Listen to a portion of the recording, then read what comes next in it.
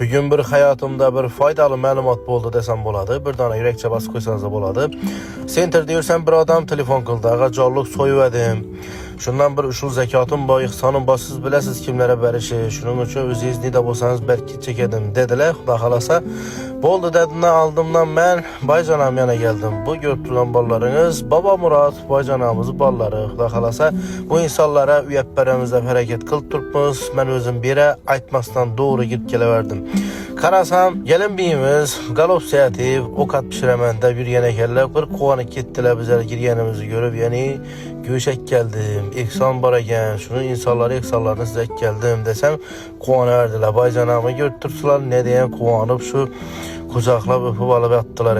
Azizler bu insanlar hakikatten bir Allah'ını bilgen insanlar bu azizler. Bunlara ditçeli ihsan etsekem arzıydı. Hiç kaçan kem bu mesela. Xuda xalasa ahirette kefaret boladı diye ümittemen. Bunlar nölikkini arkasında yaşaydı. Yani duruşbada.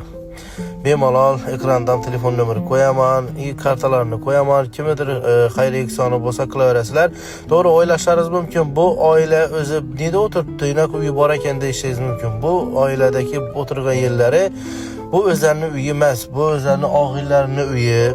Bir de hazır bula vaktinçelik oturttu, gelin birlerini elinde boradı. Şimdi Xuda xalasa bize bir tahminde bir 85 milyonla yığınlap bardık inşallah. Xuda xalasa 100 milyonlara barsak höden birden joy kıdırış ilincinde bolamız nasip etse. Bemalal sizlere gelinle, görünle Xuda xalasa ihsallarınız olsa kılışlarınız mümkün.